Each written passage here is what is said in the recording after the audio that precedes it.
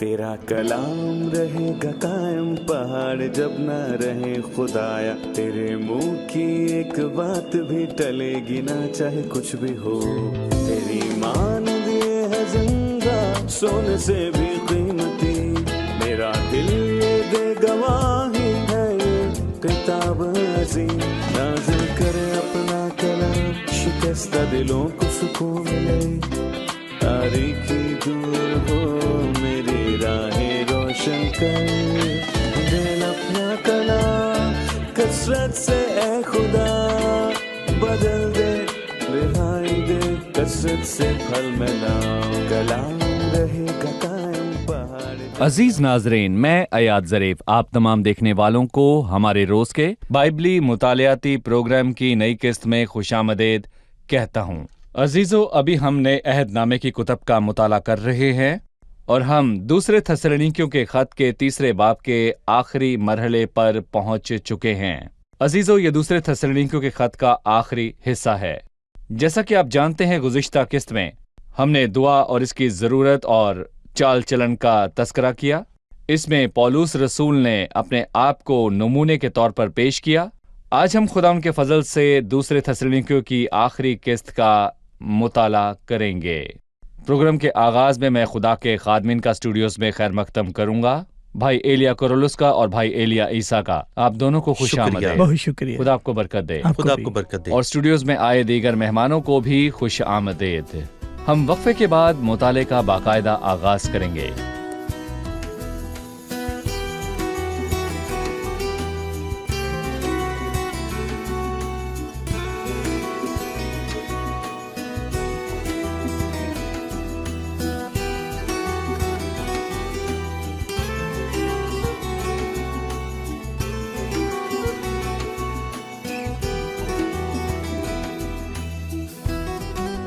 एक बार फिर से खुशामदीद। बहुत शुक्रिया भाई एलिया, गुज़िश्ता किस्त में हमने सीखा कि पौलुस ने अपने बारे में बात की। उसने खुद को नमूने के तौर पर पेश किया। उसने काम किया और किसी पर बोझ नहीं बना। हमें इसके मुतालिक बताइए, पौलुस ने काम किया कि किसी पर बोझ ना बने। पौलुस रसूल खैमा दर्जी का काम करता था। इसका तस्करा कई बार हुआ और पौलुस रसूल ने खादिम होते हुए भी काम करना नहीं छोड़ा ताकि वो किसी पर भी बोझ ना बने। हालांकि ये उसका हक था कि वो खादिम का काम करने से गुजारा करे। हालांकि ये उसका हक था कि खुशखबरी सुनाने वाले खुशखबरी सुनाने के वसीले गुजारा करें, क्योंकि उसने अपने भाइयों के लिए रूहानी चीज़ें बोई थीं और ये वो हक रखता था कि वो उनसे मादी चीज़ें ले। दरहकीकत पौलुस रसूल एक अजीम शख्स था। वो बहुत सोबर और हर हालात को समझने की सलाहियत रखता था और पौलुस रसूल थस्सलुनीके के लोगों की तरह इंतहा पसंद नहीं था। और जब उन्हें पता चला कि खुदावंद आने वाला है तो उन्होंने नौकरियां छोड़ दी और काम छोड़कर अपने भाइयों पर बोझ बन गए। और मैं यहाँ कहूँगा कि पौलुस रसूल अपनी जिंदगी में बेकायदगी से नहीं चला, ना किसी की मुफ्त रोटी खाई, ना अपना काम छोड़ा। पौलुस रसूल ने खुदावंद की खिदमत के साथ साथ अपना काम भी किया। और कुछ दिन पहले मैंने 19वीं सदी के ईमानदारों के बारे में कुछ पढ़ा और उन्होंने हिसाब लगाकर ये नतीजा अक्स किया कि खुदावंद की आमद नज़दीक है और अपने काम छोड़कर सफ़ेद लिबास पहने और वो लोग घरों की छतों पर जाकर खुदावंद का इंतज़ार करने लगे। मैं कहूँगा कि ये इंतहा पसंदी है, क्योंकि ऐसा कोई हुक्म नहीं कि हम काम ना करें। लिखा है कि जिसे मेहनत करना पसंद नहीं, ये नहीं कि जो काम नहीं कर सकता, क्योंकि कलीसिया ही ऐसे लोगों की जिम्मेदारी है कि वो उनकी मदद करें जिसको काम करना मंजूर ना हो और दूसरों के काम में दखल देता है। जी ठीक है भाई, आपने पहले बताया कि पौलुस थस्सलुनीके और करंथुस के लोगों पर बोझ ना बना। उसने उन लोगों से कुछ ना लिया, लेकिन उसने फिलिप्पी के ईमानदारों से तहाइफ क्यों लिए? फिलिप्पी की कलीसिया जो थी वो गरीब थी, लेकिन पौलुस ने करंथुस की अमीर कलीसिया से कुछ भी कबूल ना किया। उसने तहाइफ कबूल करने या ना करने के लिए क्या असूल कायम किए? तहाइफ ले सकते हैं या नहीं? पौलुस रसूल रूहानी समझ रखने वाला और रूहानी तौर पर वो तरबियत याफ्ता था اور فلیپی کے ایماندار بہت ہی اچھے تھے۔ انہوں نے کئی مرتبہ اسے پیشکش کی۔ پولس نے ان کے تحائف یہ کہہ کر قبول کیے کہ تمہاری ایمان کی قربانی اور اپنی خدمت کے ساتھ خون بھی بہانا پڑے تو میں خوش ہوں۔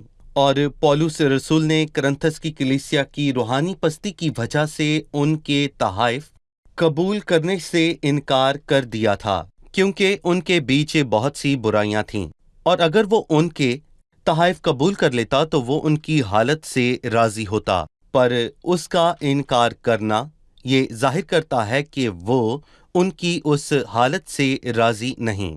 صحیح۔ بھائی ایلیا اس نے 9ویں اور پھر 10ویں آیت میں کہا، اس لیے نہیں کہ ہم کو اختیار نہ تھا بلکہ اس لیے کہ اپنے آپ کو تمہارے واسطے نمونہ ٹھہرائیں تاکہ تم ہماری مانند بنو۔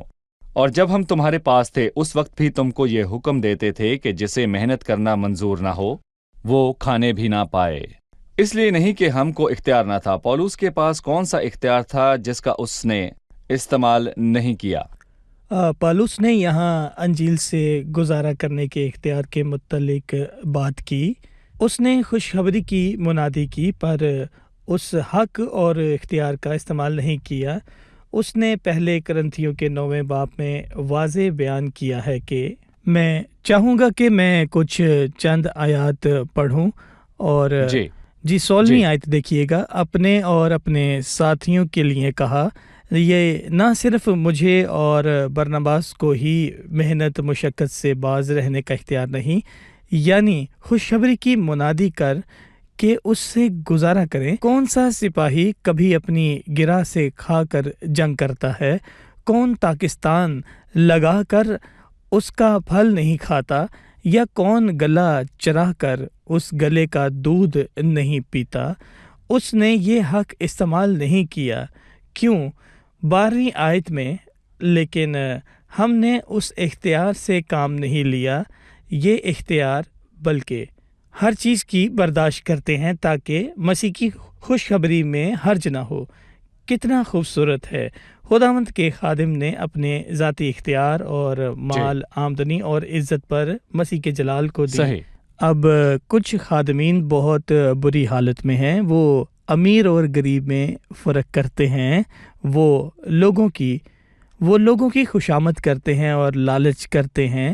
اپنے اس رویہ اور بدنیتی کی وجہ سے ان کی ساکھ کو نقصان پہنچتا ہے۔ وہ بائبل کا حرج اور لوگوں کو مسیح کی خوشخبری سے گمراہ کرتے ہیں۔ میری خواہش ہے کہ ہم اس مثال سے کچھ سیکھیں۔ جی۔ اور پھر اس نے کہا، اور جب تم ہمارے پاس تھے اس وقت پر بھی یہ حکم دیتے تھے۔ پالوس رسول نے اس معاملہ پر بہت زور دیا کہ ایماندار خدا کی آمد کے منتظر رہ کر اپنا کام کریں، کلیسیا پر بوجھ نہ بنے۔ جب ان کے ساتھ تھا تو ان کو یہی حکم دیا۔ پہلے خط میں بھی ان کو لکھا، دوسری بار بھی اور آخری بار بھی یہی کہا۔ ان سے کہا کہ جسے محنت کرنا منظور نہ ہو وہ کھانے بھی نہ آئے۔ خداوند ہمیں فضل بخشے کہ ہم ٹھوکر نہ کھائیں، کہ خوشخبری میں حرج نہ ہو۔ ایماندار ہوتے ہوئے ہمیں اپنے آپ کو اور اپنے چال چلن کو پاک رکھنا چاہیے۔ صحیح۔ ہم ایک وقفے کے بعد دوبارہ حاضر ہوں گے۔ ناظرین، ملتے ہیں ایک چھوٹے سے وقفے کے بعد۔ اس دوران اگر آپ کا کوئی بھی سوال ہو تو آپ ہمیں ضرور لکھیں۔ وقفے کے دوران دیے گئے پتے پر ہمیں ارسال کریں، ہم اس کا جواب ضرور دیں گے۔ ملتے ہیں وقفے کے بعد۔ ہر دور میں کچھ انتہا پسند لوگ ہوتے ہیں۔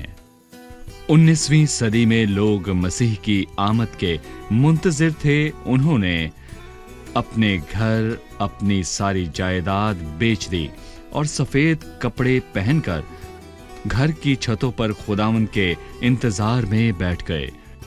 عزیز ناظرین، ان کے رویے اور حرکات کی بدولت ہم انہیں انتہا پسند کہتے ہیں۔ مثلاً وہ اونچے مقاموں پر کیوں بیٹھے؟ کیا خداوند یسوع زمین پر موجود لوگوں کو اٹھا نہیں سکتا؟ یا اس کے ان کو اونچے مقام سے لے جانا آسان ہے؟ خداوند کو سفید کپڑوں کی کیا ضرورت ہے؟ خداوند ہمیں اپنی حضوری میں آنے کے لیے مناسب لباس بخشے گا۔ انہوں نے جائیداد بیچ کر پیسے کیوں لیے؟ उनका ख्याल था कि पैसे साथ ले जाएंगे। अजीज नाजरीन, लोग इस बुनियाद पर गैर मुनासिब हरकत करते हैं कि खुदावंद आने वाला है। दर हकीकत अगर वो मसीह की आमद पर यकीन रखते तो दुनिया में खुदा के कलाम के बीज बोते। खुशामदीद नाजरीन, हम दूसरे थस्सलुनीकियों के खत के आखिरी बाब का मुताला जारी रखने के लिए दोबारा हाजिर हैं, लेकिन हम मेहमानों से पहले सवाल जानेंगे। जी, मेरा सवाल 12वीं आयत में से है। ऐसे शख्सों को हम खुदा यीशु मसीह में हुक्म देते और नसीहत करते हैं कि चुपचाप काम करके अपनी ही रोटी खाएं। यहाँ चुपचाप से क्या मुराद है? सही, बहुत ही अहम सवाल है, इसकी वजाहत दरकार है। भाई एलिया, उसने पिछली आयत में किसका जिक्र किया कि दूसरों के काम में दखल देते हैं? देखें भाई, दरअसल बात यह है कि वो खुद को उन पर मुसल्लत करते हैं, और सिर्फ यही नहीं बल्कि वो उन पर बोझ बनते हैं। वो ऐसे लोग हैं जो खुद काम करने की सलाहियत रखते हैं, लेकिन बेवजह वो अपना काम छोड़ देते हैं और दूसरों पर अपना सारा बोझ डाल देते हैं। कोई तिब्बी वजह नहीं और वो दूसरों पर बोझ बन जाते हैं।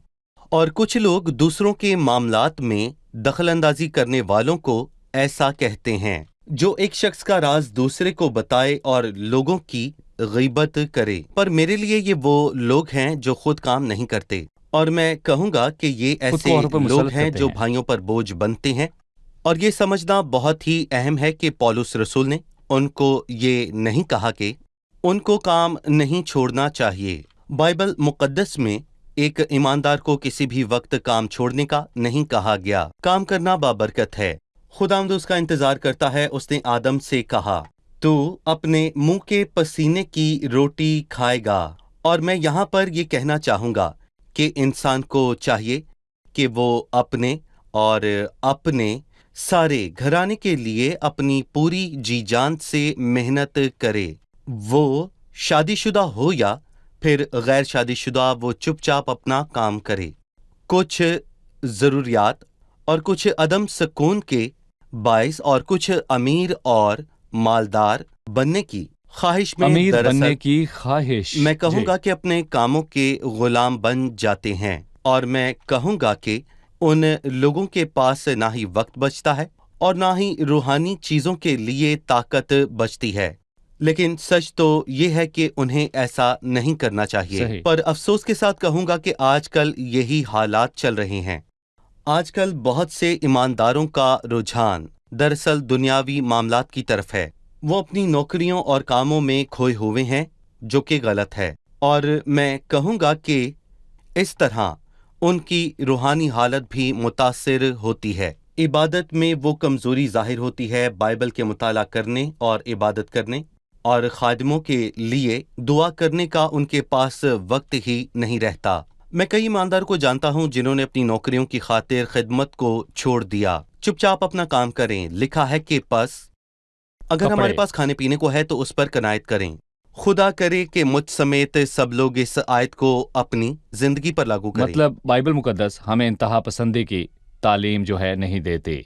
बहुत से लोग काम छोड़कर दूसरों के कामों में दखल देते हैं, जबकि कुछ खुद को काम में नहायत मसरूफ कर लेते हैं। बाइबल फरमाती है कि खुदावंद आने वाला है। हम रोटी और कपड़ों पर कनात करें, चुपचाप काम करें, कुछ ऐसा ना करें कि खुदावंद और साथी ईमानदारों के साथ हमारा रिश्ता और रफाकत खराब हो। भाई एलिया 13वीं आयत में मरकूम है, और तुम ए भाइयों नेक काम करने में हिम्मत न हारो। और अगर कोई हमारे इस खत की बात को ना माने तो उसे निगाह में रखो और उससे सोहबत न रखो ताकि वो शर्मिंदा हो, लेकिन उसे दुश्मन न जानो बल्कि भाई समझकर नसीहत करो। 13वीं आयत पर आप अपनी राय दीजिए, नेक काम से क्या मुराद है? उस खत का मौजू खुदावंद की आमद-ए-सानी का मुंतज़र रहना है। उसका इंतज़ार करने के साथ साथ खुदावंद के काम में हमेशा अफजाइश करते रहो, क्योंकि ये जानते हो कि तुम्हारी मेहनत खुदावंद में बेफ़ायदा नहीं है। आपने कुछ देर पहले कहा लोग दाएं या बाएं को मुड़ जाते हैं। कुछ ईमानदारों को खुदावंद ने कसरत से मालो दौलत बख्शा हुआ है, جب انہوں نے پالوس کی بات سنی جسے محنت کرنا منظور نہ ہو وہ کھانے بھی نہ آئے، انہوں نے دوسروں کی مالی مدد کرنا روک دی، اپنے تک محدود رہے۔ پالوس نے ان سے کہا کہ ایسا نہ کریں، جب خداوند نے ان کو دولت دی تو سب کی بھلائی کے لیے اس کا استعمال کریں، خاص کر اہل ایمان کے ساتھ۔ اہل ایمان، جی، اہل ایمان۔ کرنتھیوں کے 6 باب میں اس نے بونے اور کاٹنے کا تذکرہ کیا۔ کرنتھیوں کے خط میں کہا جو تھوڑا بوتا ہے وہ تھوڑا کاٹے گا، اور جو بہت بوتا ہے وہ بہت کاٹے گا۔ ایک طرف ایماندار اور اس سے کام کرنا سیکھے، اور دوسری طرف جو ایمانداروں کو خداوند نے دولت دی وہ بھلائی کرنا سیکھیں۔ عبرانیوں کے خط میں 13 باب میں اس نے کہا، لکھا ہے بھلائی اور سخاوت کرنا نہ بھولو، اس لیے کہ خدا ایسی قربانیوں سے خوش ہوتا ہے۔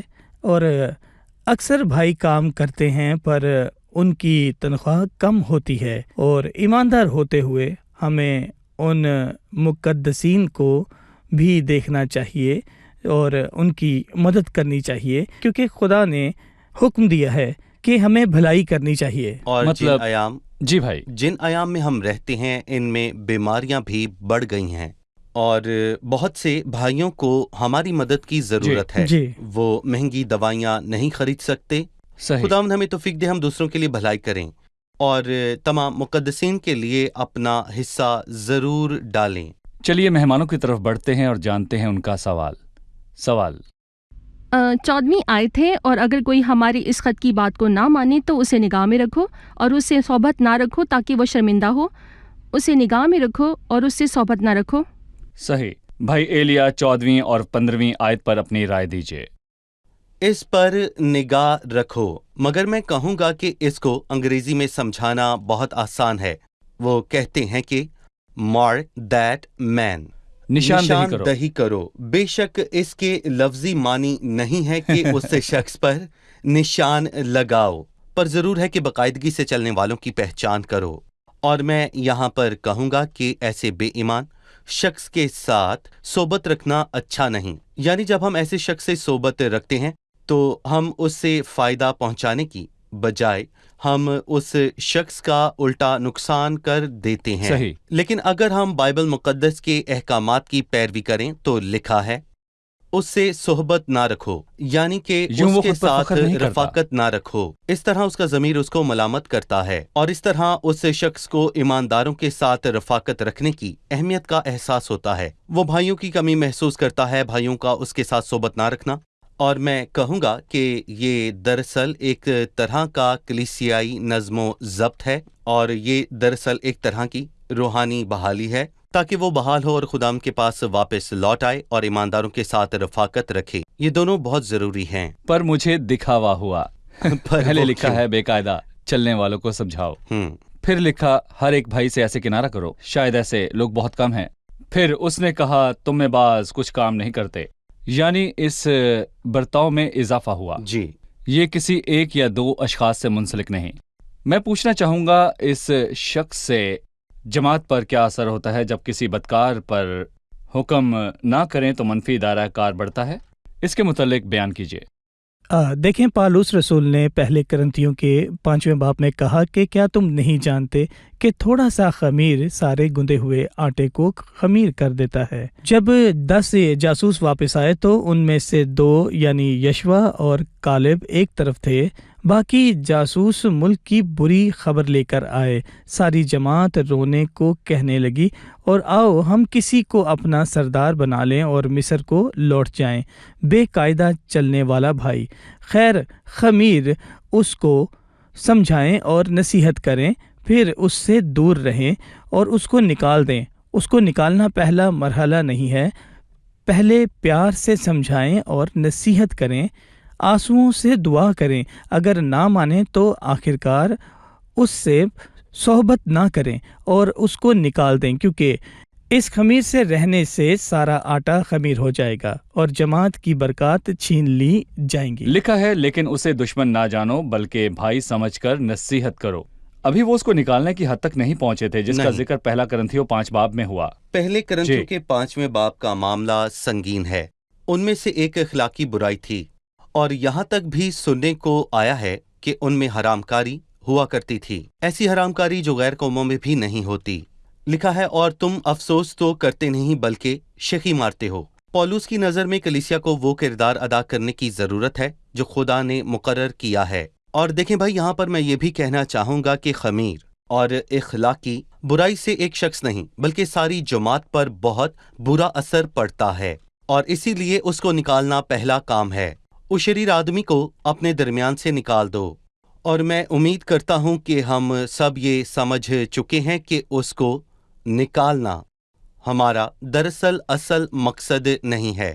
ہم اس لیے اسے نکالتے ہیں تاکہ اس شخص کی بحالی ہو۔ ہم نے دوسرے کرنتھیوں کے دوسرے باب میں یہ پڑھا ہے کہ جس شخص کو نکالا وہ بہت دکھی ہوا اور پچھتایا، اور پالوس رسول نے کہا اس کا قصور معاف کرو اور تسلی دو۔ دیکھیں، اخلاقی برائی کی صورت میں سب سے پہلے اسے نکالنا ہے۔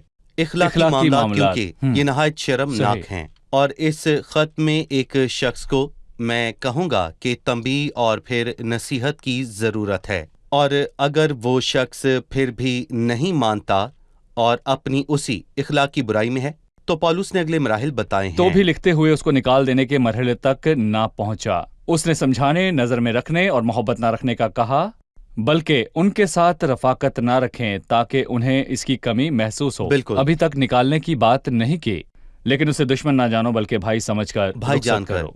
بھائی ایلیا کورولوس، اس کے بعد بے قاعدگی سے چلنے اور اپنا کام نہ کرنے والوں کا تذکرہ کیا گیا۔ اس نے اس خوبصورت خط کو ایک خوبصورت آیت کے ساتھ ختم کیا۔ اب خداوند جو اطمینان کا چشمہ ہے، آپ ہی تم کو ہمیشہ اور ہر طرح سے اطمینان بخشے۔ خداوند تم سب کے ساتھ رہے۔ میں پولس اپنے ہاتھ سے سلام لکھتا ہوں، ہر خط میں میرا یہی نشان ہے۔ میں اسی طرح لکھتا ہوں، ہمارے خداوند یسوع مسیح کا فضل تم سب میں رہے، آمین۔ اس نے خداوند کے اطمینان سے شروع کیا۔ اس کا اختتام بتائیں۔ کسی نے اس اختتام کے لیے کہا کہ گمراہی کی تاثیر کے باوجود قائم رہنا، طوفانی خط کا خاموش اختتام۔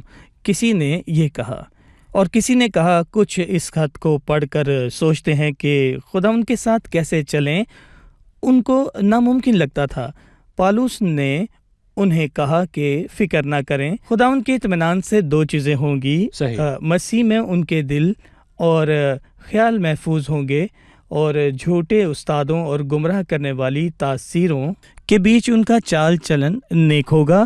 خداوند مشکلات میں ان کے ساتھ ہوگا اور اس کی سلامتی ہمیں محفوظ رکھے گی، وہ ہمارے ساتھ چلے گا۔ خداوند آپ ہی تم کو اطمینان بخشے گا۔ لفظ آپ ہی یعنی وہ خود ہمارے پاس آ کر ہمیں اطمینان بخشے گا۔ پس یہ خط میں لکھا ہے، کیونکہ خداوند خود آسمان سے للکار اور مقرب فرشتے کی آواز کے ساتھ اتر آئے گا، وہ خود آپ کو اطمینان بخشے گا اور ہمیشہ آپ کے ساتھ چلے گا۔ اس نے کہا کہ دیکھو میں دنیا کے آخر تک تمہارے ساتھ ہوں، اور پالوس نے یہ خط اپنے نشان کے ساتھ ختم کیا کہ میں پالوس اپنے ہاتھ سے سلام لکھتا ہوں۔ خداوند آپ کو برکت دے۔ اس نے پہلا خط فضل اور اطمینان سے شروع کیا اور خدا کے اطمینان پر ختم کیا۔ دوسرا خط فضل اور اطمینان سے شروع کیا اور خداوند کے اطمینان پر ختم کیا۔ مسیح میں ہمیں فضل اور اطمینان حاصل ہے۔ وہ اطمینان کا خداوند ہے، اس دنیا میں رہتے ہوئے وہی ہماری میراث ہے۔ خداوند آپ کو برکت دے۔ پروگرام کا وقت ختم ہوا۔ اب ہم جانیں گے کہ مہمانوں نے آج کیا سیکھا۔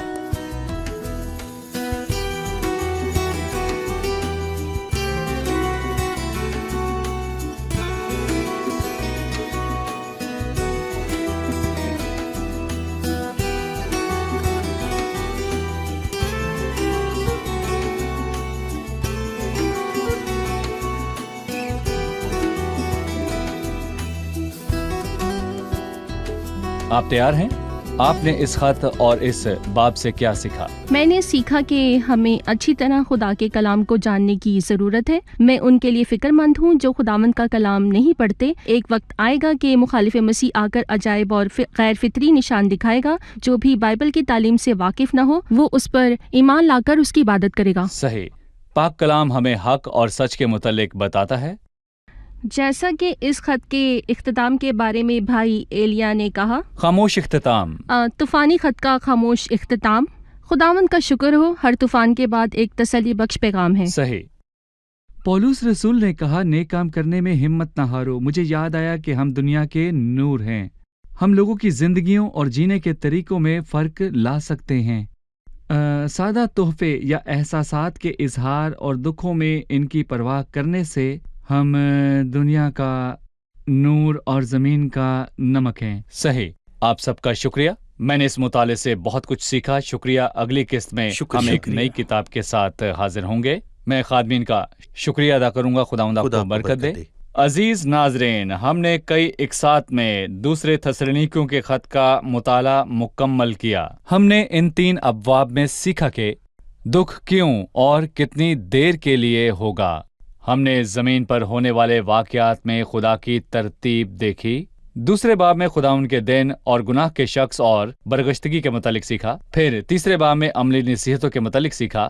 میں بتانا چاہتا ہوں کہ زمین پر ایماندار ہوتے ہوئے ہمیں لوگوں کی زندگیوں اور ان کے دلوں میں فرق لانا ہے تاکہ ہم زمین پر بہت سا پھل لائیں اور ہم سب مل کر خداوند کے کام میں ہمیشہ افزائش کرتے رہیں. عزیزو، خداوند آپ کو ہر کام میں اجر دے گا. آپ سے اگلی قسط میں پھر ملاقات ہوگی. خداوند آپ کے ساتھ ہو. خداوند آپ کو برکت دے.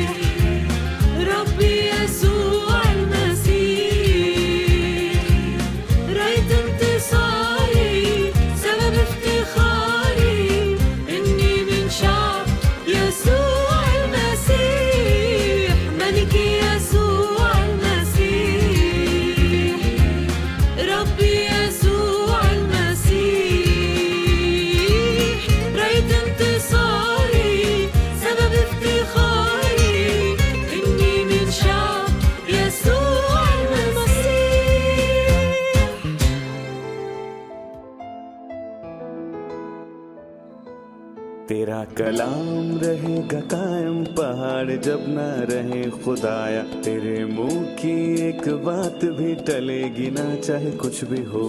تیری مانند یہ ہے زندہ، سونے سے بھی قیمتی. میرا دل یہ دے گواہی ہے، یہ کتاب عظیم. نازل کرے اپنا کلام، شکستہ دلوں کو سکون ملے. تاریکی دور ہو میری راہیں روشن کر. دل اپنا کلام کثرت سے اے خدا بدل دے، رہائی دے کثرت سے پھل میں لاؤ. کلام رہے گا قائم، پہاڑ جب نہ رہے خدایا. تیرے منہ کی ایک بات بھی ٹلے گی نہ، چاہے کچھ بھی ہو.